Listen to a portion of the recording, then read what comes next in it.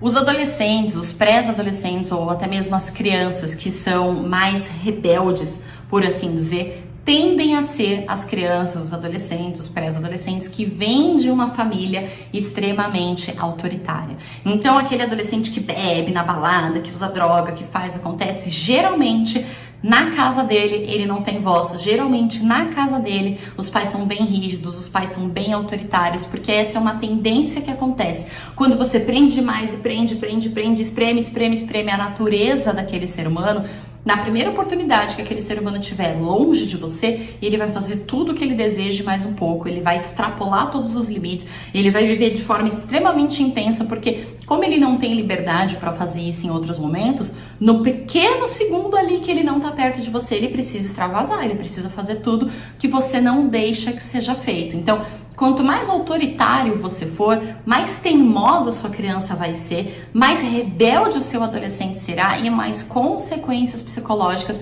você vai trazer para a criança. Porque a partir do momento que ela é educada pelo medo, ela fica com medo da vida. Ela tem medo de perder o emprego, ela tem medo de arriscar, ela tem medo de começar uma carreira nova, ela tem medo de mudar de país, ela tem medo de terminar um relacionamento, ela fica com medo.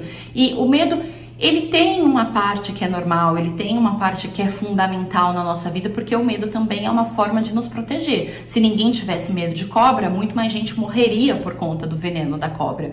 Então, existe uma parcela do medo, um tipo de medo que é benéfico para a nossa vida. Mas o medo aplicado na educação, quando você tenta impor regras, impor limites através do medo, do não faz isso porque eu te bato, não faz aquilo porque eu te bato, não faz isso porque você vai ficar de castigo, esse medo específico acaba trazendo várias consequências psicológicas para essa criança, que ela vai crescer um adulto medroso, um adulto que não consegue conquistar as coisas que quer porque tem medo da ação, porque tem medo de ser ridicularizado, porque tem medo de ser criticado, porque tem medo de trocar de emprego, porque tem medo de terminar o casamento. E muitas vezes a gente precisa disso. Se o emprego não tá bom, a gente tem que trocar de emprego. Se o casamento não tá bom, a gente precisa colocar um fim naquela relação. É claro que quando tá tudo lindo, tudo maravilhoso, ok, a gente continua do jeito que tá. Mas se não tá bom, se mudanças precisam acontecer na nossa vida, a gente tem que ter coragem de fazer as mudanças. Mas se nós somos educados à base do medo, nós vamos ter medo de absolutamente tudo. É aquela pessoa que não consegue nem comer direito num restaurante diferente porque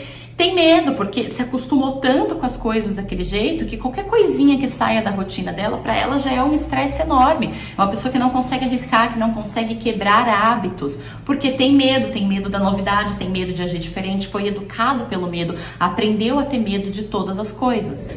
E o medo, em grande quantidade, ele é paralisante. É justamente isso. Quando você tem muito medo de alguma coisa, a tendência é que você não arrisque, a tendência é que você não faça. Se você tem muito medo do fracasso, a tendência é que você sequer tente chegar ao sucesso. Se você tem muito medo de sair desse relacionamento, a tendência é que você continue por mais muito tempo infeliz naquele relacionamento, porém você tem medo de dar o próximo passo. Entende o que eu quis dizer? Então, a educação pelo medo não tem nenhum tipo de benefício a médio e longo prazo. É o que eu falei, talvez funcione com a criança pequena, mas com as crianças maiores e com o adulto não tem nenhum tipo de benefício. Não se leva nada de bom para a vida dessa educação com medo, dessa educação autoritária. Você só está estimulando mais rebeldia na adolescência e você está estimulando que na fase da vida adulta a pessoa tenha medo de viver a vida dela e de conquistar coisas, de correr riscos que a gente precisa muitas vezes correr. Eu não estou dizendo se jogue na frente de um carro, não é esse tipo de risco. O risco que eu estou dizendo é tentar um negócio novo, começar uma nova relação, mudar hábitos que a gente precisa mudar. São esses tipos de risco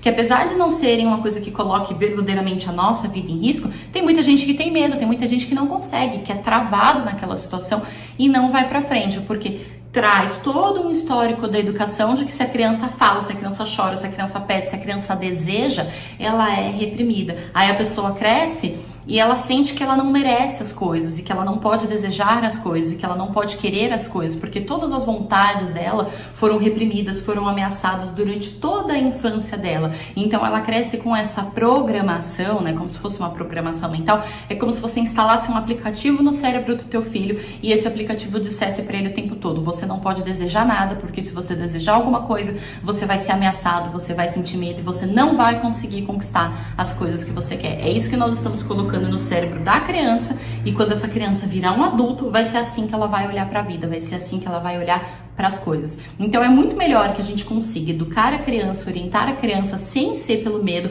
Primeiro, porque a gente não tem um adolescente rebelde, e segundo, para que a gente não tenha um adulto sequelado disso, o adulto com esse aplicativo ruim instalado. Então, ameaçar, castigar, isolar a criança, e é cadeirinha do pensamento, e é cantinho de disciplina, e é não sei o que, tudo isso está colocando na criança uma mensagem extremamente negativa de que ela não pode desejar nada, de que ela não pode querer nada, de que ela não pode sentir nada, e que ela é obrigada a engolir os seus próprios sentimentos, porque como eu falei antes, quando a criança chora, quando a criança grita, quando a criança rola no chão, ela não tá fazendo isso de propósito para te irritar, para te desrespeitar. Ela tá fazendo isso porque ela não sabe, ela de verdade não sabe lidar com os sentimentos dela. E se a gente vai lá e grita de volta, se a gente vai lá e briga de volta, nós estamos fazendo com que a criança tenha que engolir aquele sentimento. Ela não pode sentir o que ela sente, ela não sabe lidar com o que ela sente, e ela também não pode sentir aquilo porque a gente não deixa, porque a gente tá brigando, porque a gente tá gritando, porque nós estamos reprimindo aquela emoção. E o reprimir aquela emoção faz com que a criança